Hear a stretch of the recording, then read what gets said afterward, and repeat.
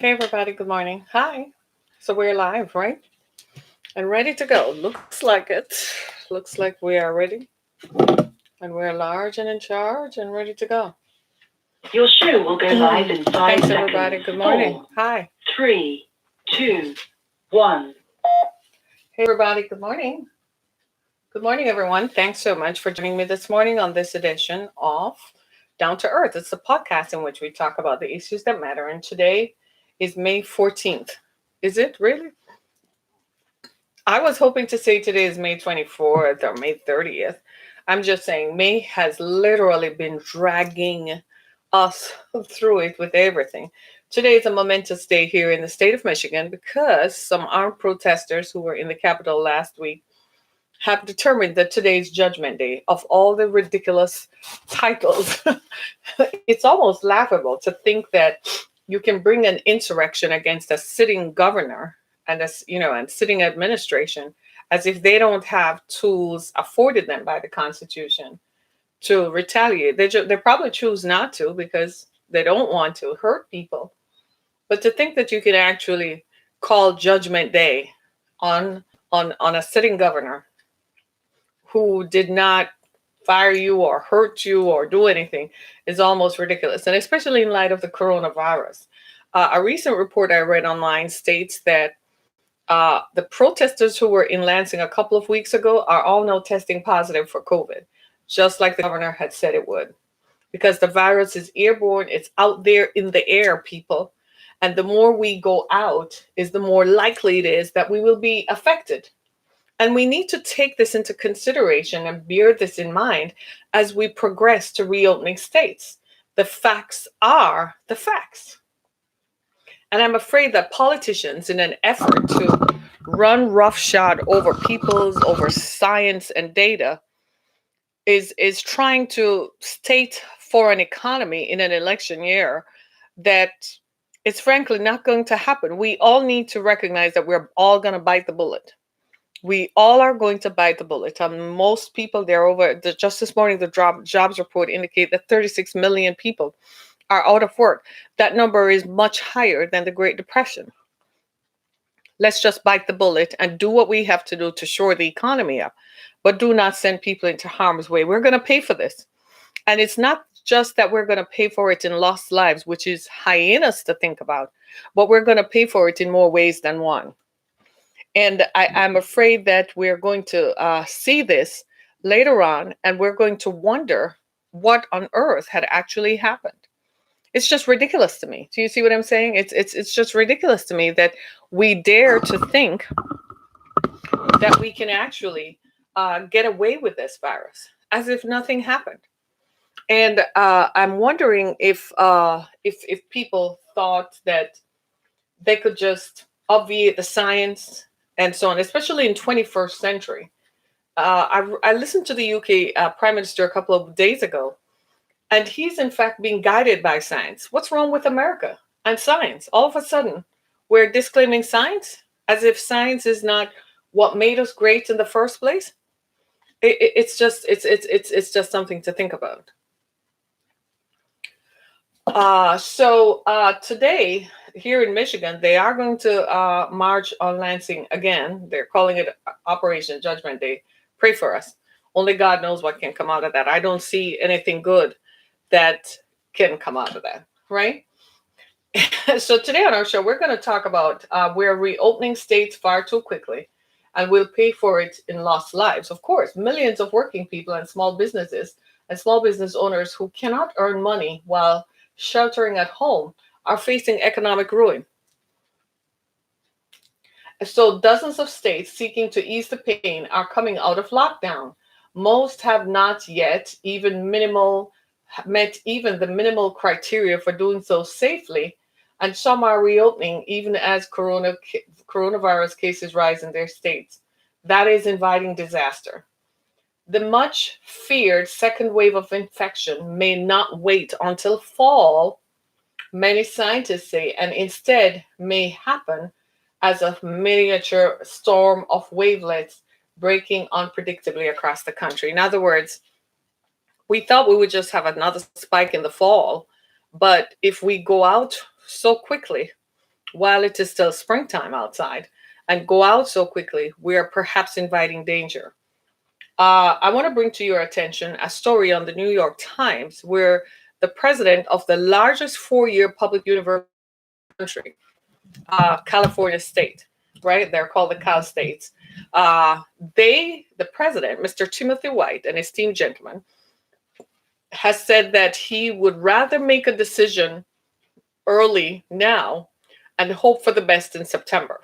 So he said, fearing the worst, he's canceling online classes in the fall so that the school and so on, the school and the community, the school community, the college community can adjust to teaching remotely. And if it gets better in September, then naturally he would reopen. But as far as he can see from right where he's sitting with all the data that the scientists have given him, that it is something to look into. I know some of you are not going to like that because some of you fear science or you disprove science. And some of us have conspiracy theories. Some of you believe that this is just a grand scheme to destroy election chances for Trump. Some of you think that people are just making this up. You are entitled to your own opinion. But you can deny the facts all you want. We were all in denial of the fact that the coronavirus would come to America, and yet it did. So this is not about people denying facts or conspiracy theories. This one thing is not about that. This one thing is about whether whoever brought up the virus, whether it was China or developed in some lab in Wuhan or wherever, the fact is that once the virus got to America, it has wreaked havoc, economic ruin on people. If you think none of us are affected by it, think again. Nobody's making money right now except the very wealthy billionaires who own the stock market and who trade their shares. That's who are making money right now. Everybody else, and the makers of toilet paper, right? Everybody else is feeling it. I know people who have lost businesses. I read one report that said in Michigan, 20 restaurants per day are closing permanently. So there are people who have lost. This is irrevocably going to change the way we go to work. If you think more people are not going to work from home in the near future, think again. This has revolutionized our economy. It has changed our structures, and it is forcing us to re-examine the way we treat diseases. We had a structure for dealing with pandemics, but the current administration didn't think it was necessary, so they removed the people who were to oversee that and cut out the budget for it because they didn't think it was necessary, despite the evidence that they had that indicated that a pandemic could happen. They had the evidence, they had the intel, they had the intelligence. I know some of you don't believe in that either. They had the intelligence, they had the science, and they still said, no, nothing like that could ever happen. Well, you and I should know from life experience that what you fear the most is usually what happens. What you think can happen is usually what happens. You think never in a million years could something like that happen. It happened. We never thought 9/11 could happen either. In a million years, whoever thought that could happen on American soil? And yet it did. If anything, that should have proven to this generation that anything is most likely to happen. Well, here we are. Fast forward, it's 2020. And here we are. We're in the midst of a pandemic that has upended our lives. We don't know whether we're coming or whether we're going. The whole world was looking to us for leadership because that's traditionally what we do, but we're asleep at the switch because we ourselves are caught in a tailspin, fighting so many different battles that we needn't fight. We should have united around a common enemy and try to get rid of that enemy. Instead, we're telling states to go pick up arms and liberate Michigan. That is an erroneous message. That sent the wrong message to a wrong group of people who showed up at the Capitol building with nooses and swastikas and Confederate flags. And they're still going to march again today, irresponsibly, because today the virus is still present. And more of them are getting the viruses. So when you look at it in the broadest sense of the application, we are reopening states far too quickly. As a matter of fact, in Atlanta, Georgia, where that state reopened some 3 weeks ago, you do realize by now that coronavirus rates have spiked in that state. Think about that. Coronavirus rates have spiked in the states that have reopened too quickly. In the heartland, for instance, they're seeing increased rates of coronavirus. We can't do that. So it's your choice. You want to live or you don't want to live. Well, go out there and start touching random people. Because if they told us to wear a mask, then they told us you don't need to wear a mask. Then they came back and said we need to wear a mask. And now they're saying wearing a mask is going to deflect some of the viruses. But if you're a barber salon or you're a hairstylist, you're going to wash someone's skin. You're touching someone's skin, aren't you? So you can wear a mask, but you're touching someone's skin who could be asymptomatic. You could get the virus and you're asymptomatic, but you go and spread it to someone who is vulnerable. I guess that's a part of the science you all don't believe in. Yeah? Because if you can't see it, you don't believe it. Okay. Do you believe in the sea? But you believe in God, though. So if you believe in God, you have never seen God at any time. That's what the Bible says. I'm going to use that on you. Most of you claim to be Christians and you claim that you believe in God. How do you believe in a God that you cannot see? But you don't believe in the science that you can see. I don't get that. Even Jesus had to ask that question. So I'm asking you the same thing. You believe in God. You claim you are devout Christians. You can see God and have never seen God at any time. But you don't believe in the science that you're seeing. You know what the science is before you? People are contracting the coronavirus and are dying. That's the science that you're looking at. It's crazy to me. So let me give you some facts on what California State University. Obviously, they have scientists and data. They're not even listening to Dr. Fauci.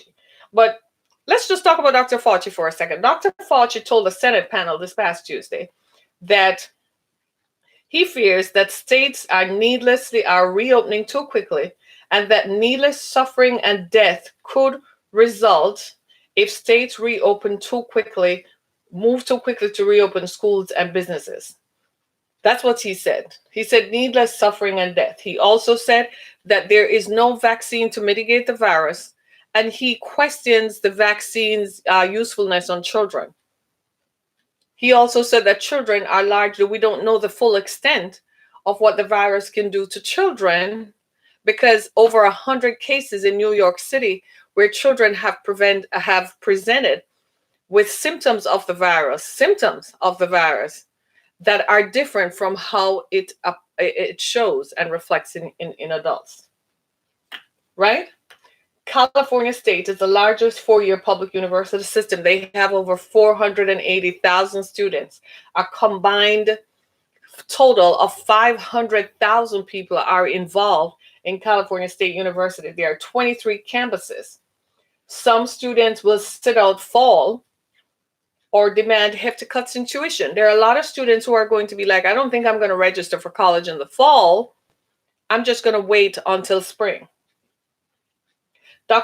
According to Mr. White, who is the chancellor of Cal State, he said this. He said that it is irresponsible to postpone classes in the fall when there is no vaccine, and that he would rather be safe than sorry. He would rather postpone class in-person instruction, conduct them online, and then he can retract in September. But he said it makes no sense looking at the data that he has now to not predict. What they're predicting is that there will be a spike in cases before the fall. If there's a spike in cases before the fall, why are you going to reopen school? You may not like it, but why are you going to, would you send your kids to school? Are you going to send your kids to school knowing that coronavirus is out there and it's affecting everybody, for them to go out there and get it and bring it back? And I know you're all making the case that, well, the economy is this and the economy is bad. Are you going to live to enjoy the same economy if the viruses continue? You realize that some of us missed the first wave. We missed the first wave. We're still here, right? We missed the first wave. We're neither asymptomatic, we're not presenting with symptoms, and so on. So we feel safe. Well, I don't, but there's still things I have to do. I have cars that needed to be serviced. I had to take my cars in for servicing. It's been almost 4 months. I have to take my cars in for servicing, right? I still have businesses to conduct. I still have to go visit my other structures, right? So you do realize that I am taking a risk myself in going forward, right? But I have no choice. So I observe what I'm supposed to observe, social distancing, make sure I'm masked up. Some days I wear gloves, but I'd rather sometimes just have my hands so I can use hand sanitizer. And when I come home, I strip my clothes off so that I don't walk the virus through my house. Then I take my clothes off and strip them. Do you see what I'm saying?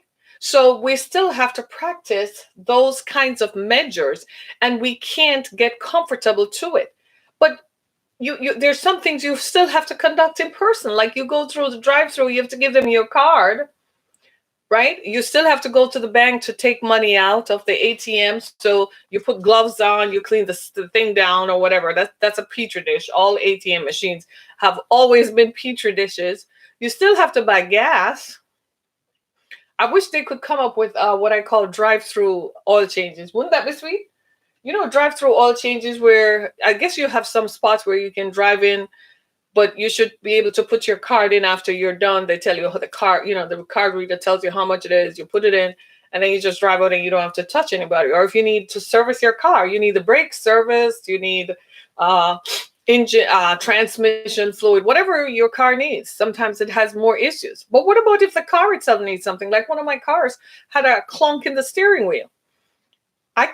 That drive-through oil change wasn't going to fix that. I had to take that in for them to do it. So they had a system for that. They take the vehicle, they sanitize the vehicle for an hour, then they'd fix it, diagnose it, whatever, and then they sanitize it again for an hour and then call you, tell you to come pick it up, and you pay them.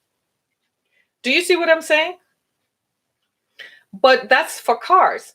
Now, most businesses are preparing for reopening by putting plexiglass around like the cashiers and those kinds of in-face instruction. But can I just ask you a question? We're all walking around in the same store, breathing the same air. We're all gonna go back out en masse, and it is still going to be bad. It's not going to change. It's not going to stop. It is still bad. We should have waited until June or July before we went back out. That would have minimized the virus. They did offer small business loans if your business qualified, but some small businesses, I guess, you just needed to have your payroll report. They were kind of telling you, if you want the money, just go develop a payroll report. They're not going to tell you how to break the law, but they were kind of inferring that if you wanted the money. But I guess most of us most of us just don't want to. Ladies and gentlemen, we should be beyond the point where we start thinking that because you can't see something doesn't mean it isn't real. All of us operate on some sort of faith belief system. Whether you believe in God, the creator, or you believe in Buddha or Confucius. Confucius is somebody none of us know about. You all read about him. Nobody knows Buddha or has seen Buddha, but people believe in that, right?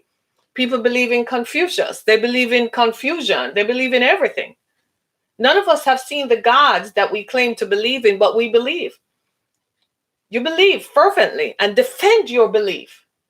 Why is it difficult to believe in the science that you can see? You know what the science is? People get sick and manifest symptoms and then go to a hospital and die. Or better yet, they send them home sometimes and they die within a few days.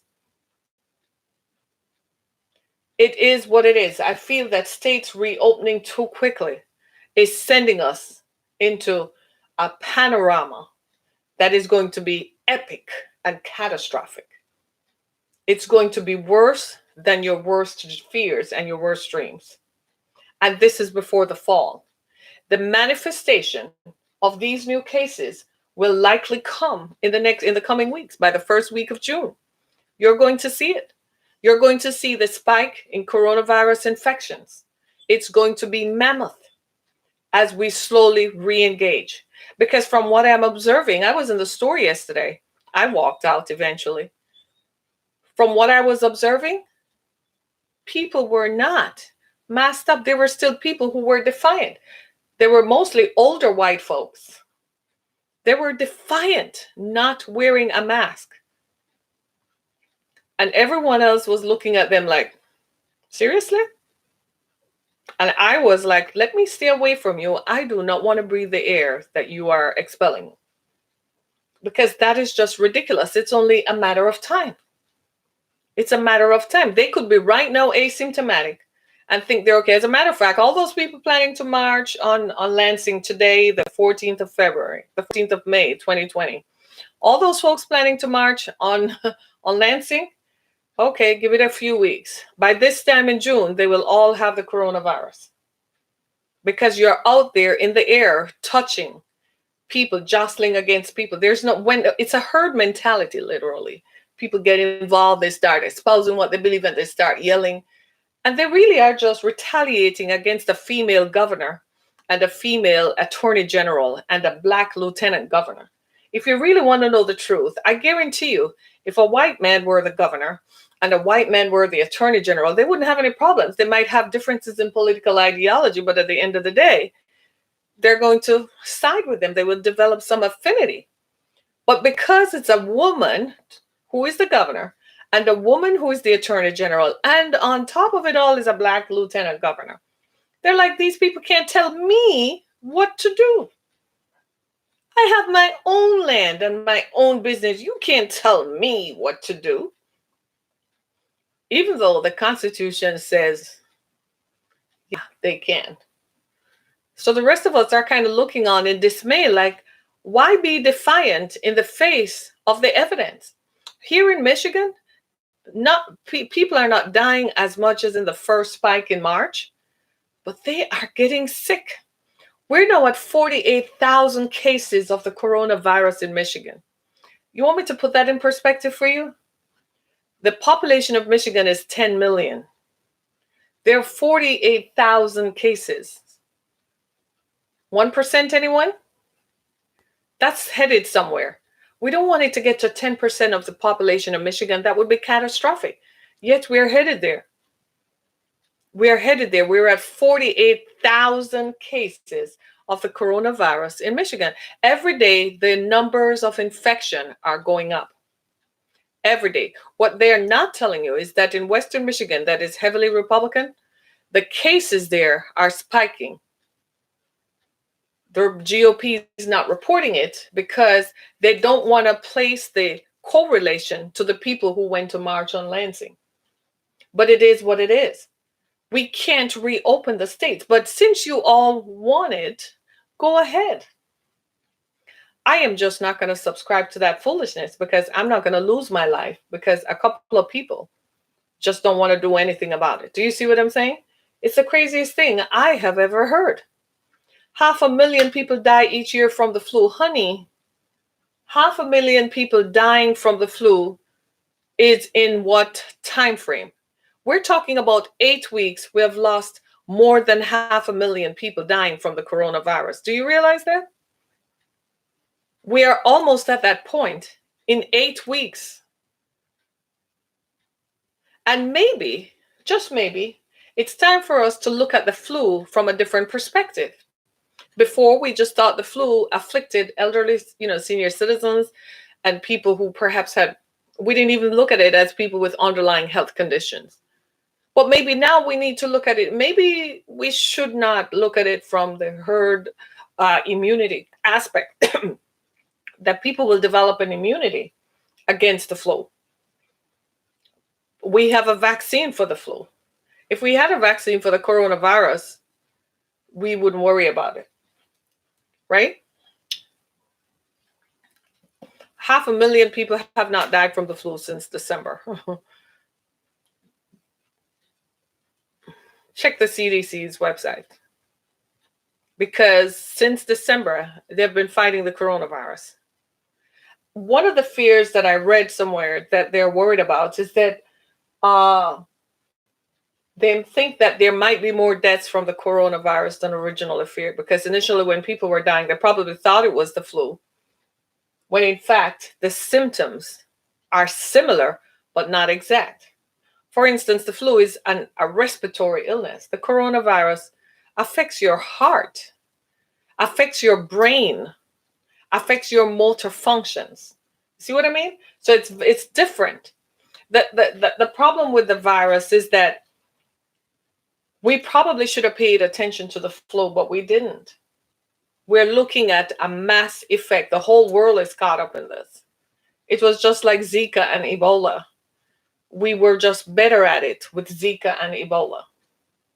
We were better at it with the avian flu and the bird flu and all that and all of those H1N1 and blah blah blah. We had infrastructure. This time we were caught with our pants down because we didn't have the infrastructure. We took the infrastructure away and allowed this virus to run rabid through the population. That's the problem. And what we are trying to do now is to minimize and mitigate the effects. And if we can minimize and mitigate the effects, then it will save lives. Maybe saving lives is not as much of a priority as it should be. Maybe we're more concerned about the economy and who is going to inherit the economy. Well, the people who died during this pandemic, their relatives should get some form of compensation for having lost their relatives to a virus that they didn't plan for. None of us planned for this. This was not something that was caused by some natural cause or something that I did or you did or our ancestors did. No, this is something that could have been highly prevented. I think that's what we're missing, is how preventable this was. This was highly preventable. And instead of focusing on prevention, we're still focused on agitation as if that is going to change. And I recognize there is nothing that any sane person can do to convince the people who choose to march and the people who, no, there's no argument you can make. There's no convincing you can do. All you're going to do is just sit back and let the facts speak for itself. There's a term in Latin that says res ipsa loquitur. You know what it means? Let the facts speak for themselves. And you know what the facts are going to be? People are going to contract this virus. They're going to get sick. They're going to show up in emergency rooms that are going to be overwhelmed with caring for them. And people are going to die. That is the only facts that people are going to respond to. The rest of us who are talking are just losing wind. I said this some weeks ago that I feel like I'm a voice crying in the wilderness. The wilderness of apathy. The wilderness of disbelief of science. I am not a scientist, but the facts are speaking louder than anything else could happen. I'm looking at the facts. Even if I disagree with Dr. Fauci or the scientists, I disagree with them, not because I have a differing scientific opinion, but just I don't accept what they say. I can also say to the makers of guns, I don't accept what they say, except the facts speak for itself. People die from guns when they're fired. More people die from assault weapons when they're fired. So I can say I disagree with that, but the facts speak for itself. See what I'm saying? And we have pushed to reopen the economy because we just want to say that we're doing something. The people who are telling you to reopen the economy, they're not dealing with the public every day. Did you all realize that? They're making a lot of mouth and saying a lot of stuff, but they're not touching the public. I guarantee you that even the people who work for them are tested and treated before they come within a mile of them. So you can listen to them all you want, but they're surrounded in a bubble. The rest of us are the ones who are moving through the universe. You're going to this, you're going to that, you're touching this, you're touching that, the activities of everyday life. And we're going to pay the price for this. It's only a matter of time. McGill University in Montreal, one of the most prestigious colleges in Canada, has said that they will offer classes online in September. That means that they recognize that there is a problem. Wayne State University in Detroit says that they will offer online classes in the fall. Of course, Detroit is a viral hotspot, right? So the smaller colleges and universities, get this, the smaller colleges and universities are saying that, well, we only have 5,000 students, or we only have 7,000 students, and we're in a smaller town, so we can observe social distancing. And I'm like, show me a college campus where frat boys and frat girls and sorority girls get together, and show me social distancing. So you have 5,000 students. You can afford to educate 5,000 people daily, social distancing in classrooms, in lecture halls. Seriously?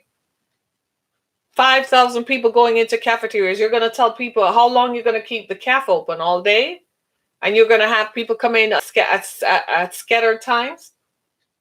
Smaller colleges and universities are severely impacted because people are saying, well, if I'm not paying for housing and food, then I should get my tuition back. And some people are saying, you know what, I'll just sit out the fall and enroll in spring semester. We might just see a wave in the spring, and people might just forget college for this year and not go until next year. If it were me, I would enroll in online classes with the hope that maybe in the spring classes will start. I would do on campus or in-person classes, even if it doesn't take place until March or April. You see what I'm saying? This is going to be something, and we need to prepare for it. We were talking about electioneering, and I'm saying, why don't they create a link? All the all the secretaries of state across the country, right? And why don't they create a link that you can vote online? It's quicker. Then people don't have to come out and vote. You just send you a link. They verify that you're a U.S. citizen. You put in the information, and you can vote. It's going to tell you if you're a U.S. citizen because they already know. Because you have to register to vote, right? So they send it to registered voters and people who are going to vote the same day. Send them a link to verify that they're U.S. citizens. And for those in rural communities who might not have access to broadband and Wi-Fi, mail the ballots out. You have to be registered to get the ballot anyway, so it's not like they're going to do a mass mailing. They're only sending it out. But that's something to think about and consider. And states have that control, so they should think about that. So that we all don't congregate in the fall, because I'm a little concerned that, people are going to congregate. Wherever large groups of people are going to congregate, I am concerned about that. I'm concerned about the air that we breathe. People are breathing the air. That's why they say wear a mask, man. So you breathe your own funky air. Yes, it's inconvenient, but that's what healthcare workers wear. They wear goggles and masks so it fogs up all the time, but they're busy cutting people open and doing all kinds of stuff while it's fogging.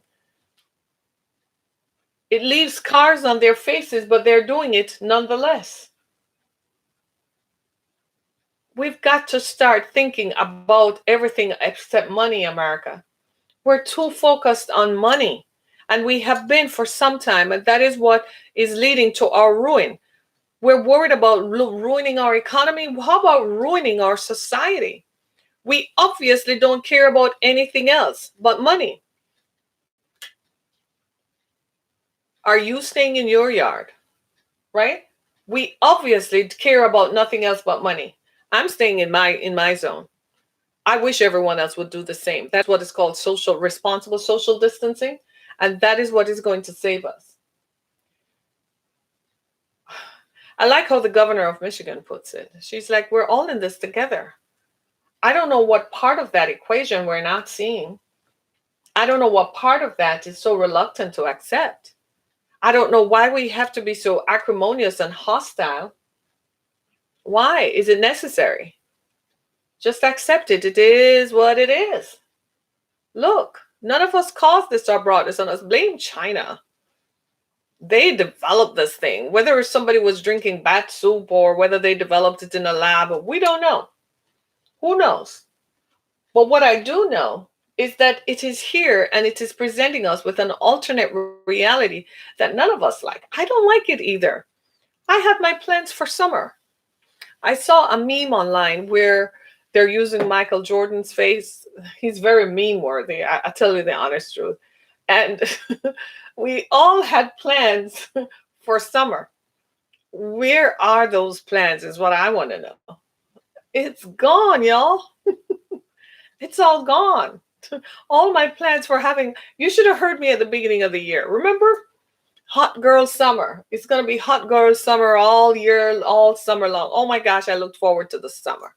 I look forward to wearing flip-flops and having the air and just wearing sun hats, just wearing sunglasses and just having on hats and stuff and just proliferating, driving with the top down, driving with your sunroof open, right? And going to all the concert. I promised myself in January, I'm going to do all this stuff. I'm going to go to all the summer concerts, all the fairs, drive on the freeway, bumping your music and stuff. Where did all those plans go, y'all? Here I am sitting just like you are. We're all in this together. You are no different from I am. You might have more money than I do. That's your big difference. Well, stay on your yacht. You have 150 acres of land that you can stay on.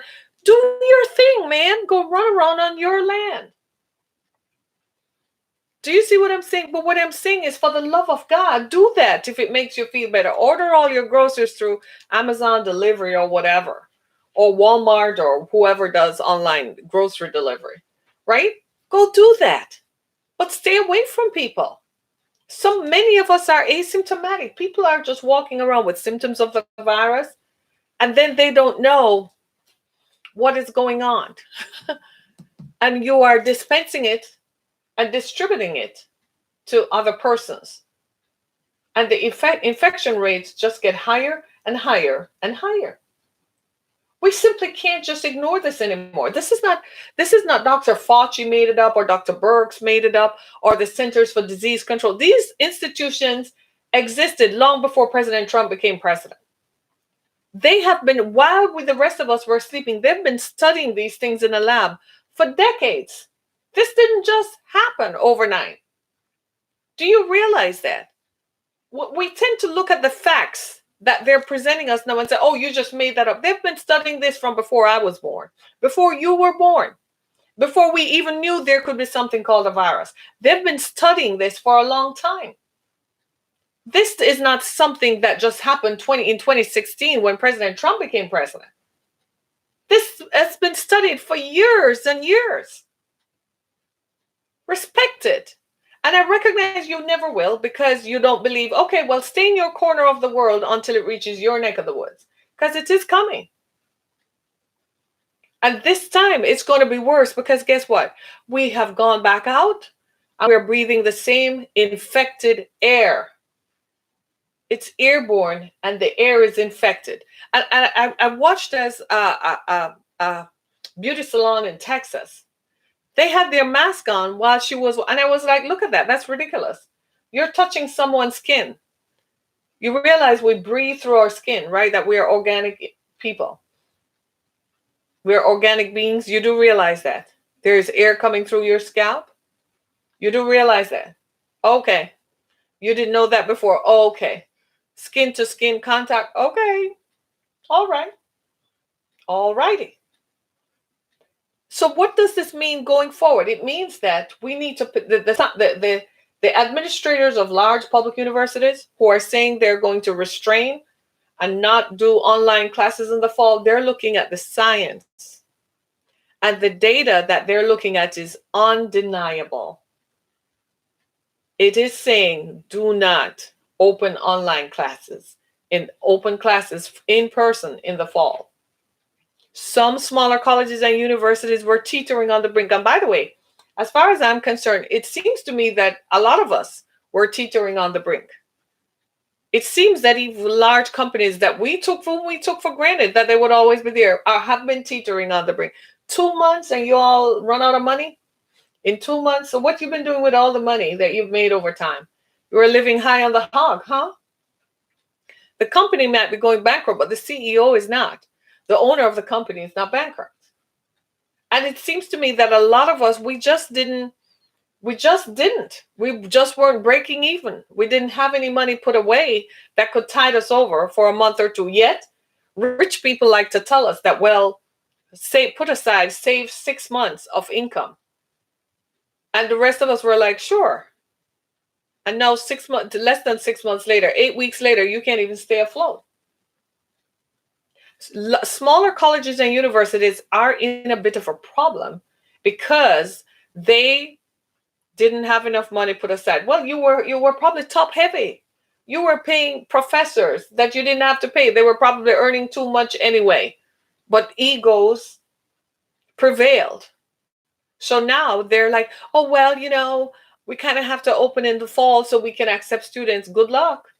When those parents start picking their kids up and those students start checking out and wanting a refund come fall, when you absolutely realize that whilst you open for in-person instruction, it is not feasible and you can't continue it because people will die and people will be dropping down on your campuses.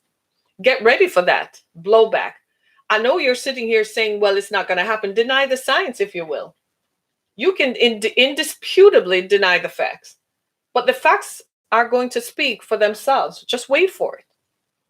Do what some of us are doing. We're sitting back, observing and waiting for it because the time has come for the manifestation of that which is going to happen. The time is here. It's now. And it is staring us in the face that we must do better at being who we are. We've got to. After this is over, to me, it seems to me that what we need to do is to have plans going forward. Now that we have seen this virus, the question we need to ask is, what more could be out there that we don't know for? How about asking the infectious disease experts? That's what they are. They've spent decades studying infectious diseases. Why don't we ask them what more possibly could go wrong and develop a plan to mitigate that so that we don't find ourselves repeating the same cycle like we did in 1918. And here we are 102 years later with better technology, and yet we find ourselves in the same mix because we refuse to believe in the science. Why don't we spend time asking what else is out there? What else could be out there? And have a plan to mitigate that. Why don't we right now stimulate the economy by providing an additional stimulus? Give people the money. Give the small businesses the money. It's the government's responsibility to do that. Yes, it is. You pay taxes. It's your money. Get it back. We all pay taxes. It's our money. We're the ones paying taxes. Elon Musk and Jeff Bezos are not paying taxes. Bill Gates doesn't pay taxes. Warren Buffett doesn't pay taxes. We pay taxes. It's our money. Give it back to us. Give the money back to the people. Give the money back to small businesses who pay quarterly taxes like myself. Give the money back to these people. The government has the money. Demand that the government give the money back. There is a stimulus proposal out there. Give the people the money back. All other countries did it. We have more money than anybody else. Give the people the money back so that they can stay home. Give them the incentive. Make it easier for small businesses to apply for those loans so they can stay afloat during this. So people will be more inclined to stay home because they will still be getting money to pay their bank loans, to pay their car loans, to pay their mortgages, to keep food on the table, like the governor of Michigan said. Yes, she had the right approach. Nothing wrong with that. Keep food on the table. Give people money so they can go buy a drink or buy a Coke or something. They stimulate the economy. Come on now. Be sensible and pragmatic and practical in recognizing that something has got to vitally change. This is ridiculous for us to obviate and ignore the facts while people are dropping dead in the streets. What are you going to wait for? You want to see people stumble out of their cars and passing out like they did in Tehran? That's what you're going to wait for? To see it happen here in America? Give the people the money. Give the people the money. Bring the stimulus. Pass that bill. Make sure small businesses get the money, not your big friends, not your rich friends who make hundreds of millions of dollars and yet get a small business loan for $8 million. Give the money to small businesses. Find them. Go through your records in the States and send them an email. Here's the link. Get the money so they can stay afloat. That's what we ought to do. And cut out this nonsense that this virus is fake. It ain't fake. Go to the Facebook page called COVID-19 Memorial Detroit and see how many people have died. Go into Mississippi and go into the heartland and all Tulsa and see how many people are becoming infected. That's not lying. Go to California and see it. The facts speak for themselves. Come on, President Trump, you're a good guy. Release the money. Give the people the money. Give the people the money. Give small businesses the money. Get them their money. Make it easy for them to get the money So people in the next wave, when they get sick, can stay home and not suffer and not fall sick because they don't have health care. All of you Republican governors who would not get the Medicaid extension, and now your people are dropping like flies and getting sick and can't go to the doctor because they don't have health care. How are you all feeling this morning? Feeling good in the neighborhood while you're on the golf course, feeling good because you can't go get a haircut? All right, I have news for you. Wait for the next wave. Call me after the next wave. My name is Harriet Kim. I thank you so much for watching. I got to go. It's Thursday, May 14th, 2020. They're probably about to march on Lansing, and I do want to watch that in real time. Pray for us here in the state of Michigan. We need your prayers. Pray for us that it doesn't turn bad today, that it doesn't get ugly.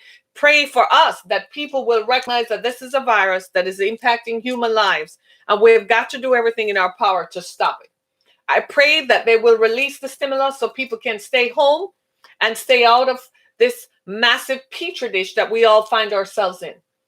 This is something that is affecting all of us. It's affecting our country, and it's damaging. And whilst I regret it, I'm in the midst of it. I have family members who are in the midst of it. I'm in it. And while I feel like I'm crying and bleeding for America, I want us all to recognize that we're all in this together, and we have to lend a helping hand. So for all you billionaires out there, give up the money. Give it up.